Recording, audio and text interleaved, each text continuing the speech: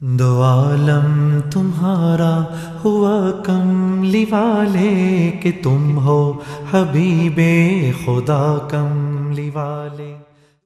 والصلاة والسلام على من لا نبی بعد اما بعد فاعوذ باللہ من الشیطان الرجیم بسم اللہ الرحمن الرحیم ان الذين يؤذون الله ورسوله لعنهم الله في الدنيا والآخرة وأعد لهم عذابا مهينا آمنت بالله صدق الله العلي العظيم وصدق رسوله النبي الكريم۔ میرے بزرگوں اور دوستوں، بہنوں اور بیٹیوں، آج 12 دسمبر 2010 بروز اتوار القرآن کورسز کے زیر اہتمام ہونے والے ہمارے ماہانہ درس قرآن و حدیث کا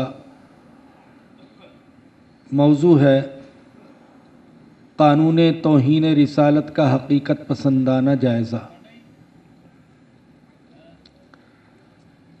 اللہ تعالیٰ سے دعا ہے کہ اللہ پاک اس موضوع کے حوالے سے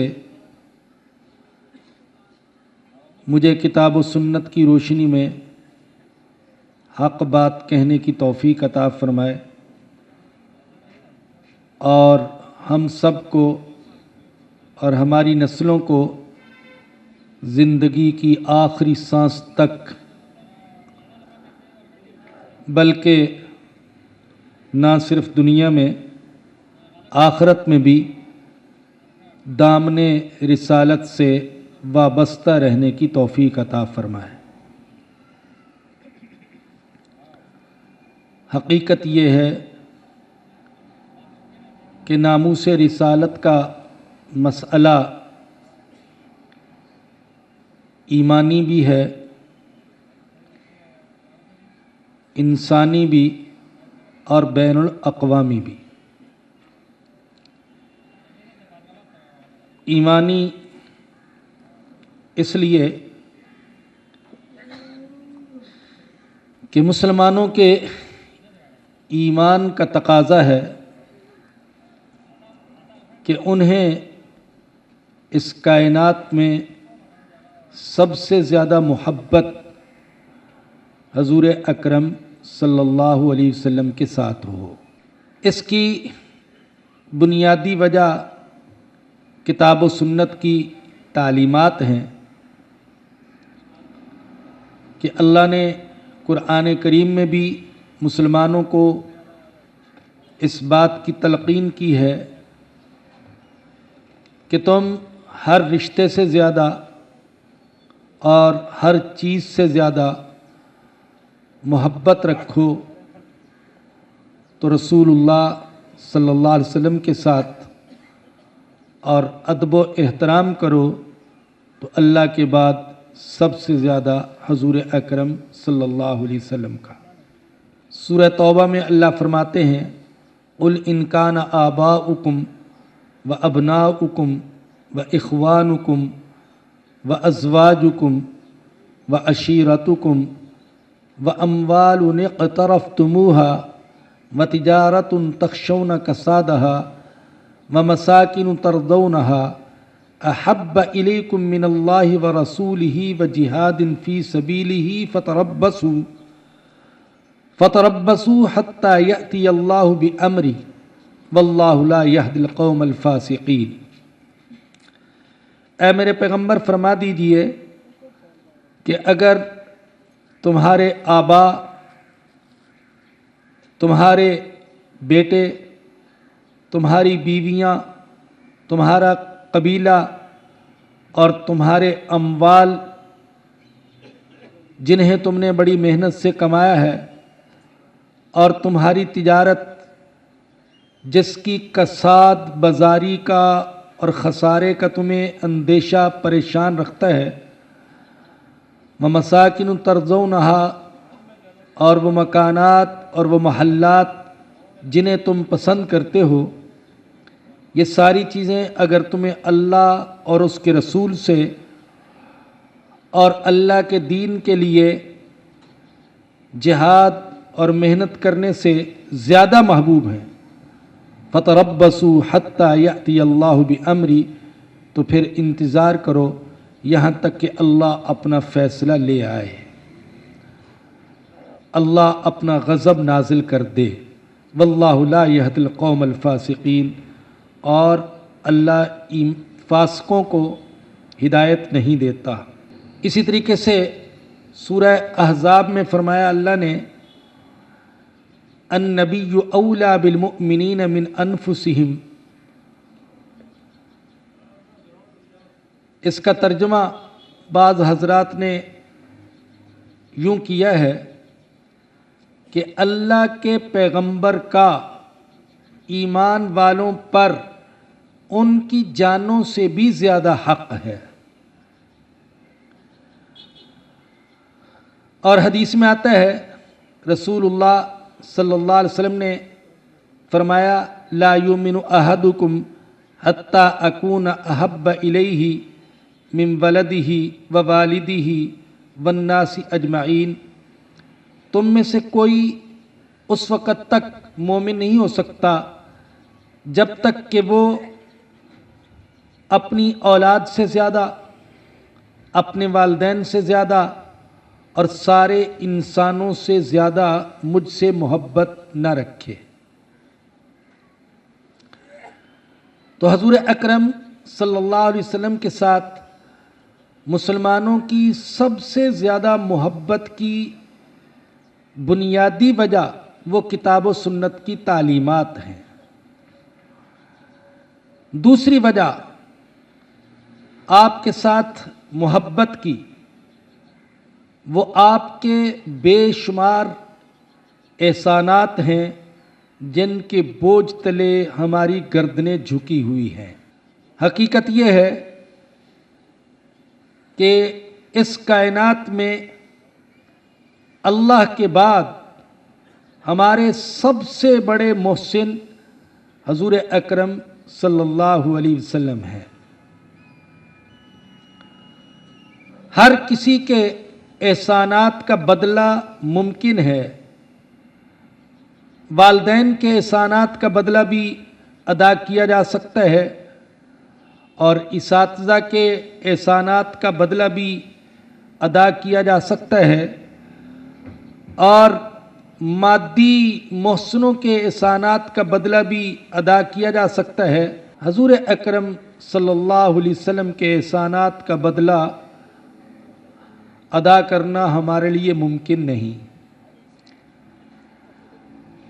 آپ کی برکت سے، آپ کی محنت سے، آپ کی قربانیوں کا صدقہ، آپ کی دعوت و تبلیغ سے اور آپ کے جانثاروں کی محنت سے ہمیں ایمان ملا، ہمیں عقیدہ توحید ملا، ہمیں قرآن ملا، ہمیں اللہ کی عبادت ملی، نماز ملی، روزہ ملا، حج ملا، زکوٰۃ کا نظام ملا۔ حقیقت تو یہ ہے کہ ہم ان دعاؤں کا بدلہ بھی ادا نہیں کر سکتے جو دعائیں آپ نے رات کی خاموشی میں اور خلوت کے سناٹے میں اپنی امت کے لیے فرمائیں۔